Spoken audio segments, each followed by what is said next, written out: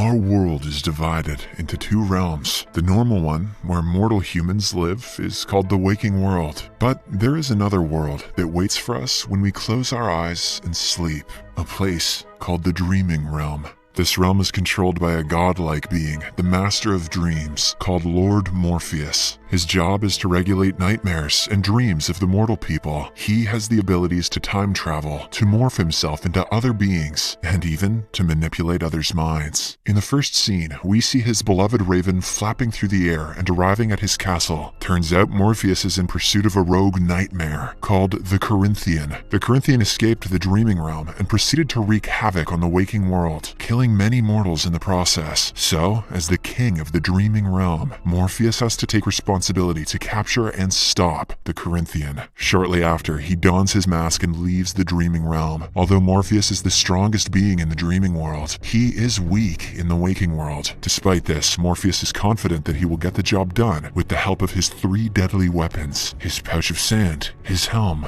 and his ruby. At the same time, in 1916 England, a man named Lord Magus and a famous magician are attempting a ritual to capture the Angel of Death and force her to revive their deceased sons. They are accompanied by their disciples, who all respond in culty unison, "Here in the darkness." As this goes on, Lord Morpheus approaches the Corinthian in London. The latter has just killed a man, and as Morpheus is about to finish him off, suddenly, he hears the chant, "Here in the darkness," repeating in his head. The very next second, he disappears. It turns out that instead of capturing the Angel of Death, Magus has mistakenly trapped the King of Dreams in his basement. Nonetheless, since Morpheus is a supernatural being, Magus decides to keep him hostage and takes away his sand pouch, his ruby, and his helm, leaving him powerless on the floor. And because of his imprisonment, the waking world starts going through a terrifying situation. A disease known as the sleepy sickness breaks out. The next morning, we see that over 1 million men, women, and children never woke up from their dreams, meaning they died in their sleep. That afternoon, the nightmare, Corinthian, tracks down Lord Magus and gives him advice on how to keep Morpheus captive, because if he escapes, he'll come for them both. They'll need to trap him inside a glass sphere, which itself is inside a binding circle to contain Morpheus's physical manifestation. Corinthian also advises Magus to make his guards take stimulants to ensure they never fall asleep in Morpheus's presence, because if they do, he will enter their dreams and control them. At last, Corinthian tells Magus to get rid of Morpheus's raven, as she will do whatever it takes to free him. Later, Magus heads to the basement, where Morpheus has been imprisoned, and asks him to return his son. However, the King of Dreams remains silent and naked, and barely even moves his body to respond to the questions. The same routine continues for nearly a decade, but Morpheus still hasn't uttered a word. During this time, Magus' second son Alex grows increasingly curious about the prisoner, and even tries to help him get out. However, Morpheus only remains silent, narrating to himself that he cannot give what these humans want. The wish will only disrupt both the waking and the dreaming worlds. It is now 1926, and Morpheus' stolen vestments have created youth and prosperity for Magus and his followers. One day, Alex approaches Morpheus and again explains how his father would let him out if he returned his dead son. Unfortunately, Magus catches his son talking to Morpheus and punishes him for doing so. He then blackmails Alex into killing the raven, and the boy reluctantly lures the bird into Morpheus' cage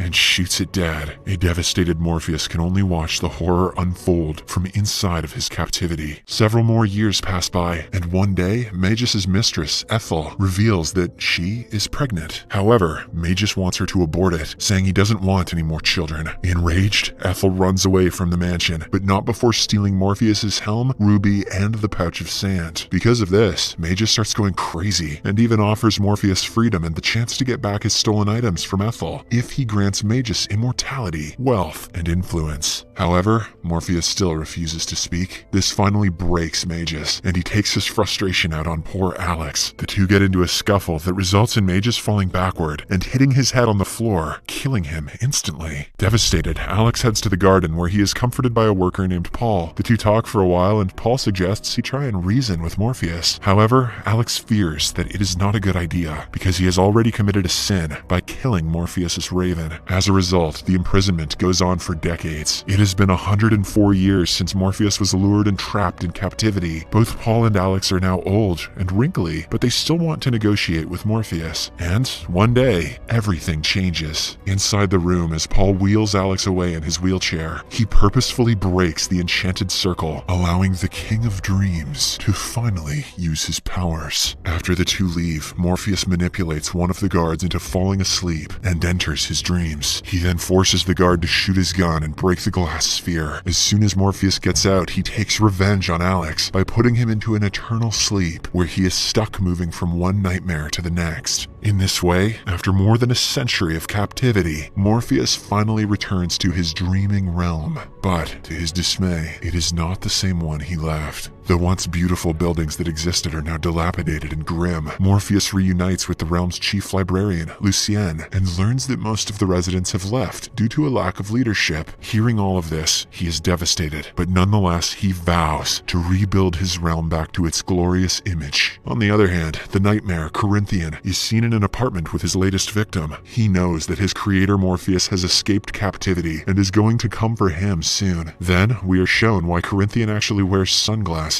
In the sockets where his eyes should be, he has rows of teeth, like tiny mouths. He is known for his trademark of killing people by cutting out their eyes. Back in the dreaming realm, Morpheus explains to Lucien that he is nothing without his weapons, his pouch, helm, and ruby. Thus, if he wants to rebuild his realm, he has to find them first. Following this, we are taken to Buffalo, New York, where an older Ethel is hiding out from society. She appears to be an international criminal, living multiple lives. One day, she is greeted by Corinthian, who proposes a partnership between them as they are both enemies of Morpheus. Ethel immediately agrees, and thus they begin their alliance. When they are planning on how to tackle the situation, Ethel tries to lie that she does not know where Morpheus's weapons are, but Corinthian brings up her son and proves he knows more than she initially thought. Back in his palace, Morpheus explains that the only way to get back his weapons is by summoning the trio of goddesses known as the Fates. But for this, he needs something powerful from which he can absorb power. Hence, Morpheus visits two dream brothers, wanting to take back a gift he gave them a long time ago. It turns out the gift is an adorable dinosaur named Gregory, which the brothers love very much. They are reluctant to let him go, but Gregory himself agrees to sacrifice himself for the sake of his creator. With this, Morpheus drops to his knees and absorbs the creature's soul. Now, he has enough power to contact the Fates. Following this, he transports himself into the dreams of others, a land which he did not create. There, Morpheus finds a mysterious snake, with the help of which he finally summons the Fates. The three goddesses take the snake from Morpheus, and in return provide him with a clue about each item. The leather pouch, filled with sand, was sold in London, last purchased by a magic user called Johanna Constantine. The helm was traded away to a demon from hell in exchange for an amulet of protection, and the ruby was gifted from a mother to a son. That ruby clue was not very good. Back in Buffalo, Ethel still continues to say that she is unaware of where Morpheus's tools are, but in reality, she traded the sand and helm for a fresh start in the US, while her son John took the ruby from her when he got older. This means that the ruby can be so won with an eternity of life. In response to her lies, Corinthian prepares to cut her eyes out, but before he can proceed, Ethel reveals that she doesn't need Morpheus's weapons, as she has her own. She then brings out the amulet of protection that evaporates Corinthian into thin air instantly. After this, Ethel goes to a prison-like hospital where she meets with her son John, who is now an old man. She inquires about his therapy and tries to converse, but John doesn't say anything. Elsewhere, in the dreaming realm, Morpheus informs Lucien that he must go to London and find his pouch of sand so that he will be strong enough to travel to hell for his helm.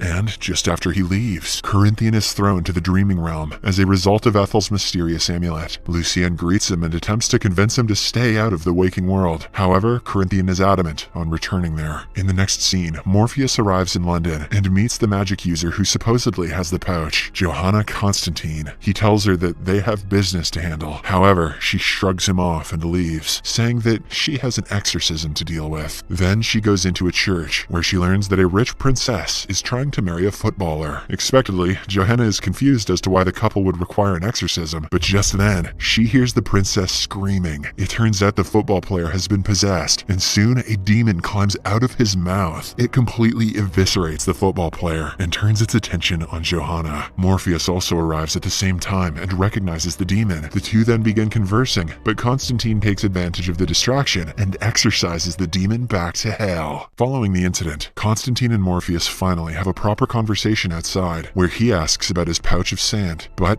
to his dismay, Johanna reveals that she couldn't open the drawstrings, so she sold it. Morpheus insists they must find the pouch because his realm will cease to exist otherwise. If dreams disappear, destruction will follow. However, Johanna does not pay heed to what he is saying and walks away. After the two part ways, Morpheus notices a raven that has been sent by Lucien to assist him. The bird introduces himself as Matthew and vows to protect Morpheus at any cost. Next, we see Morpheus arriving in Johanna's dreams. She appears to be having a nightmare where a demon is trying to drag her to hell. Just then, she wakes up and finds Morpheus in her room. He explains that he tracked her through her dream and wants to help her. Since Constantine experiences nightmares almost every night, Morpheus promises to get rid of them. This finally convinces her, and she begins looking for the sand pouch. As she looks in her office, Morpheus finds pictures of Johanna with her girlfriend, Rachel. This triggers something in Johanna, and she realizes that the sand pouch is actually at her girlfriend's place. In the next scene, the two head to Rachel's house to retrieve the pouch. Johanna explains that she used to live there not long ago. However, when all the people close to her started dying, one after another, she decided to leave Rachel to keep her safe. Soon, the two enter the house and are taken aback to find Rachel under the spell of the sand pouch. Her condition is so fragile that she cannot even speak. Turns out she has become addicted to the sand and the dreams that come from it, causing her body to wither away. As Morpheus retrieves the sand pouch from Rachel, he explains it wasn't meant for humans. He then prepares to leave, but Constantine demands he help her ex-girlfriend since it was his sand that ruined her. Morpheus agrees and asks her to wait outside. He then pours sand over Rachel and puts her out of her suffering. It allows her to have one last peaceful dream of Johanna before she passes away. Back in Buffalo, Ethel reveals to her son that she only stole the magical weapons because she thought they'd help. When Magus' men came after them, she hid the ruby and traded the others for the mysterious amulet of protection around her neck. It has kept her alive all these years, but now she doesn't want to continue any longer. Hence, she wants to return the ruby to Morpheus in hopes that he'll forgive them. However, John wonders if they should give it away when they could use it to dream of a world without the King of Dreams himself. In reply, Ethel reveals that many people have already died for the ruby, and it's not worth keeping. She then takes off her amulet of protection and gives it to John as a peace offering. Ethel explains that it kept her alive for 116 years, so it should keep him alive forever. With the amulet now gone, her body begins to age rapidly, and she dies in John's arms, leaving him devastated. Hearing his screams, a guard arrives and witnesses the corpse. He quickly assumes that John has murdered her and fires a bullet at him, but surprisingly, because of the amulet of protection, the bullet bounces back and kills the guard instead. After this, John walks out of the building, which has been keeping him captive for years. As he stands in the cold Buffalo streets, the Corinthian appears from behind and lends him a coat. John, who thinks the man is simply a stranger, says that he doesn't want it, but Corinthian insists. The final scene shows Morpheus informing Johanna of her ex-girlfriend's peaceful passing in her sleep. He also reassures her that she won't be experiencing any nightmares from now on. After she leaves, Morpheus and his new raven friend Matthew discuss their next move to go to hell. This show kicks ass. Be sure to catch the following episodes on Series Recapped.